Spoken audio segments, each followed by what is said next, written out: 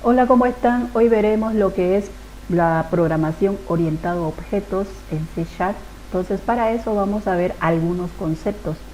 La programación orientada a objeto es un paradigma de programación que busca que nuestra forma de programar sea más cercana a la forma como nos relacionamos en nuestro día a día. El nombre de orientado a objetos se debe a nuestro código. Creará objetos que se encargarán de manipular los datos de entrada para así obtener los datos de salida. Estos objetos tendrán atributos, propiedades y métodos.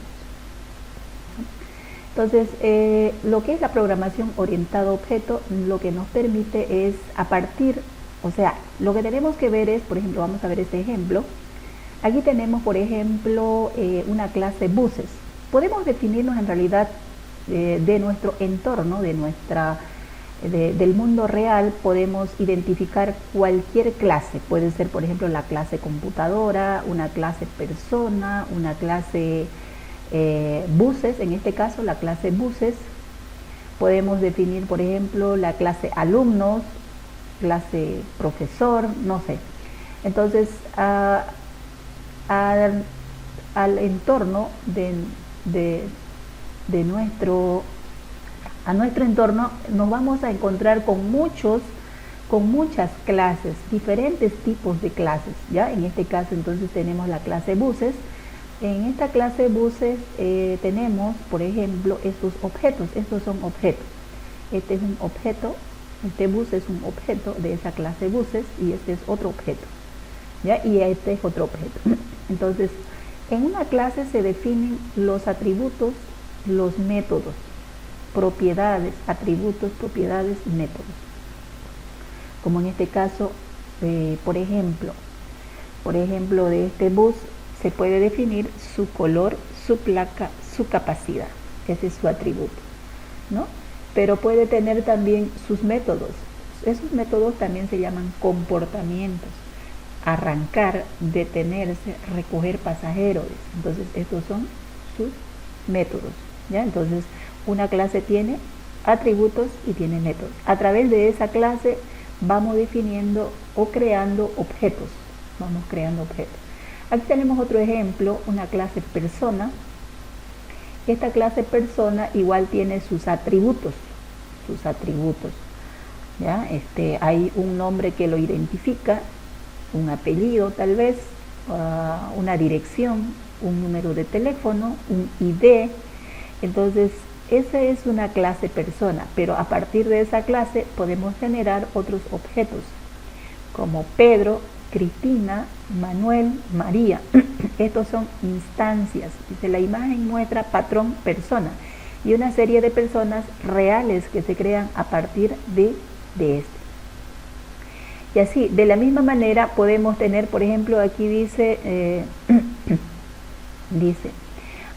por ejemplo, dice, ahora veamos un ejemplo en programación. Tenemos un artículo creado. Dice, este artículo tiene diferentes propiedades. Un artículo tiene diferentes propiedades, como puede ser nombre, cantidad de imágenes, autor.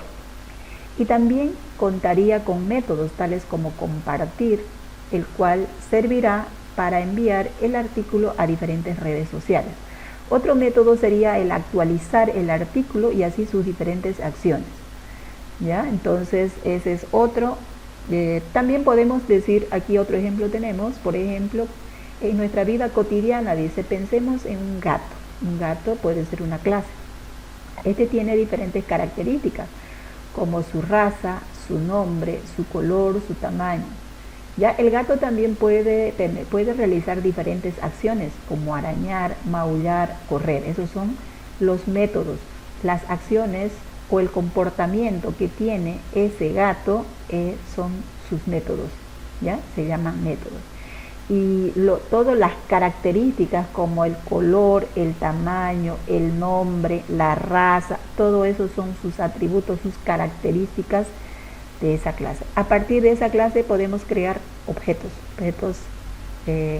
y en cada ese objeto va a almacenar todas las características y todos los métodos de la clase. Se va a almacenar en cada objeto. Entonces, podemos ver también otras definiciones aquí. Aquí les voy a mostrar otras definiciones. Por ejemplo, dice clases y objetos. Después de identificar los requerimientos de una aplicación, debemos identificar las clases y los objetos necesarios para construir la aplicación. Así que vamos a ver qué son las clases y objetos. Fíjense aquí dice, ¿qué es una clase? Una clase es la abstracción de las propiedades y operaciones o acciones que ejecutan los objetos del mundo real. Ya es una abstracción de las propiedades y operaciones o acciones que ejecutan los objetos del mundo real. Por ejemplo, dice en términos coloquiales, la clase es como si fuera una plantilla que sirve para crear objetos. ¿Ya? Entonces una clase es como una plantilla o un molde para crear objetos. En cambio, los objetos son instancias de una clase. ¿Ya? Un objeto es una instancia de una clase. Es decir, las unidades que existen en el mundo real de una clase en específico se llaman objetos. Una similitud es la siguiente: la clase es como un molde para hacer tortas, y todas las tortas hechas con molde son los objetos.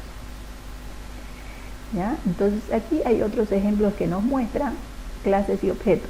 Veamos los siguientes ejemplos de clases y objetos. La clase vehículo, nombre de la clase, vehículo. ¿Ya? Y los objetos son ya un vehículo en específico. Por ejemplo, aquí dice objeto 1, ¿no? Este sería marca Chevrolet, referencia Aveo, modelo 2002, placa, color rojo, valor, ¿no? Entonces ese es un objeto en específico que pertenece a un auto en específico. La clase vehículo tiene un nombre que se llama vehículo y tiene sus características. Estas características también se llaman campos o atributos. ¿Ya? Marca, referencia, modelo, placa, color, valor. Todo esto son las características de la clase vehículo. ¿Ya?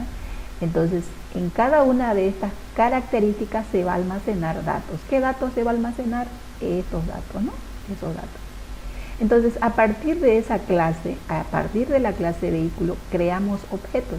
Entonces, este es un objeto, este es otro objeto, ¿no? Y el objeto 3, marca Ford, referencia fiesta, dice modelo. Entonces, a partir de una clase creamos objetos y en cada uno de esos objetos, en sus atributos o sus propiedades, almacenamos datos. ¿Ya? Almacenamos datos. Cada objeto tiene valores propios para cada una de las características de la clase. Los objetos que existen en el mundo real pueden ser conceptuales o físicos, o sea, no siempre van a ser físicos, como en este caso un auto es físico, pero no siempre. Por ejemplo, una cuenta bancaria no es físico, ¿no? Una cuenta bancaria, por ejemplo, puede ser también las notas de un alumno, no es físico, ¿no? Los objetos que existen en el mundo real pueden ser conceptuales físicos o este es un ejemplo de objeto físico, dice, esto es un ejemplo de objeto físico. ¿Ya? Por ejemplo, dice clases y objetos. Ahora veamos un ejemplo de objetos conceptuales. En este caso, la clase cuenta bancaria. Nombre de la clase, cuenta bancaria.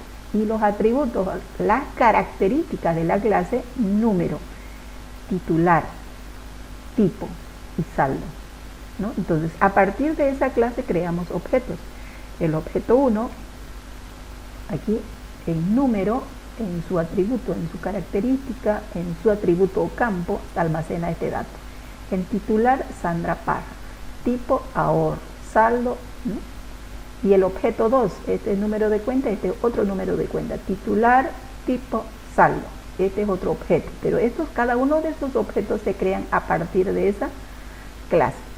Los objetos conceptuales existen en el mundo real, pero no son tangibles, ¿no? Las características de las clases que se presentan en los ejemplos son algunos, porque pueden tener muchas más, dice, ¿no? Bien, Las clases no solo tienen características, también tienen servicios, ¿ya? Tienen servicios. Por ejemplo, dice, la clase cuenta tiene como servicio consignar, retirar, abonar, cobrar. A todo esto se llama acciones que pueden realizar sobre los objetos de la clase. O sea, aparte de tener atributos, también puede tener métodos. Estos se llaman también métodos. También los llaman algunas veces comportamiento, ¿ya? O las acciones que va a realizar ese objeto, ¿ya? Aquí, por ejemplo, dice vehículo.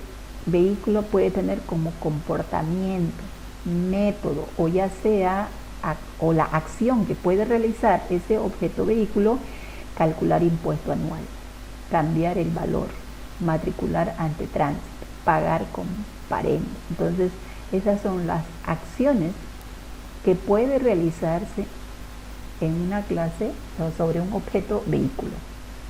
¿Ya? Entonces, eso es clases y objetos. Bien, vamos a volver a nuestro documento.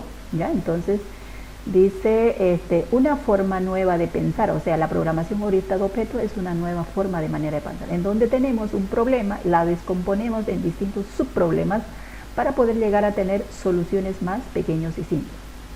¿Ya? Esto ya lo habíamos leído, ¿ya? Entonces vamos a ver. También en la programación orientada a objeto tenemos que estudiar lo que son los conceptos de abstracción. Que es una clase, pues ya lo vimos que es una clase, ya vimos que es un objeto, ¿no? Entonces vamos a leer lo que es la abstracción. En palabras simples, la abstracción es pensar cuáles son los atributos y métodos que necesita un objeto. ¿Cuáles son sus atributos? Ya saben, los atributos son las características de la clase o del objeto, podemos decir, ¿no? Los métodos son las acciones que va a realizar ese objeto. La abstracción consiste en aislar un elemento de su contexto o del resto de los elementos que lo acompañan.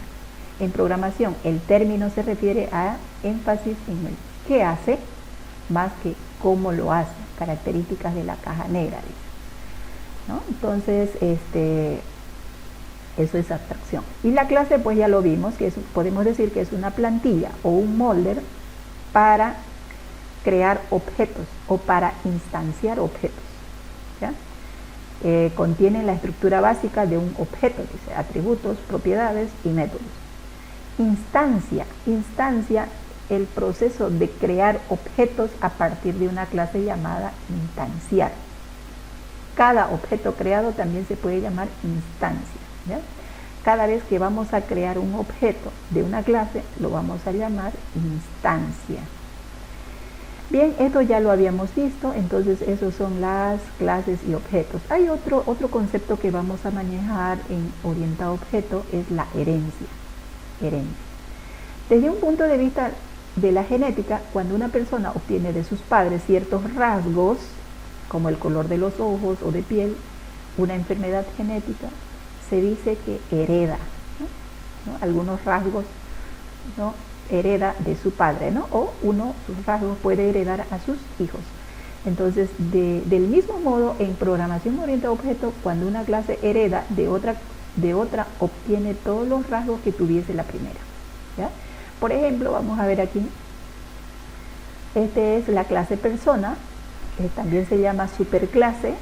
A partir de esa clase persona podemos crear otras subclases, también llamadas clases hijas, la clase cliente, la clase empleado. Entonces, si creamos una clase cliente a partir de la clase persona, entonces esta clase cliente va a heredar sus atributos o características de esta clase persona. No solamente sus atributos, también va a heredar algunos métodos, si es que si tiene métodos, va a heredar también sus métodos. Entonces, de la misma manera, esta clase empleado, si creamos esta clase empleado a partir de la clase ¿ya? O sea, va a heredar también sus atributos o métodos de esa clase persona, ¿ya? Entonces, a eso se llama herencia, ¿ya? Una clase hija o subclase puede usar propiedades de su clase padre o superclase. De este modo se simplifica el diseño. Se evita la duplicidad de código, que al no tener que codificar métodos que ya están implementados. Entonces, esa es herencia, ¿ya? Dice, también aquí podemos ver, dado que una clase es un patrón que define cómo es y cómo se comporta una cierta entidad, una clase que hereda de otra obtiene todos los rasgos de la primera y añade otros nuevos. O sea que este puede tener sus propios métodos, puede tener sus propios atributos y puede tener sus propios métodos. Pero aparte va a heredar sus atributos y sus métodos de su clase padre. Hay otra definición que se maneja también, el encapsulamiento. Es ocultar atributos de una clase. Encapsulamiento quiere decir ocultar atributos de una clase. Ya saben, sus atributos son las características de esa clase, ¿no? Ya, que esté disponible para las transacciones de la clase, pero que esté oculto para actores externos. ¿Ya? Los encapsulamientos, eso quiere decir ocultar sus atributos. Modularidad. Modularidad consiste en dividir un programa en módulos que puede compilarse por separado, sin embargo tendrá conexiones con otros módulos. ¿Ya? ¿Ya? Modularidad más que todo es dividir un programa grande, como en este caso estamos dividiendo, ¿no?, en clases, ¿no? Entonces es separar para que sea más fácil de programar. De modificar el contenido, el código. Polimorfismo, este es un poquito difícil de entender, un poquito complicado, pero más adelante podríamos verlo con la práctica. Dice polimorfismo, múltiples formas. Tiene dos características. El primero es que tiene la ejecución, es que en tiempo de ejecución los objetos de una clase derivada se pueden tratar como objetos de una clase base en lugares con parámetros, métodos, colecciones o matrices. Ya esto lo vamos a ver un poquito más adelante. ¿Ya? Que una clase o un objeto puede tener múltiples formas, dice. ¿Ya? Bien, entonces eso es lo que es la programación orientada a objeto. Gracias por su atención, que tengan un buen día, vamos a quedar ahí.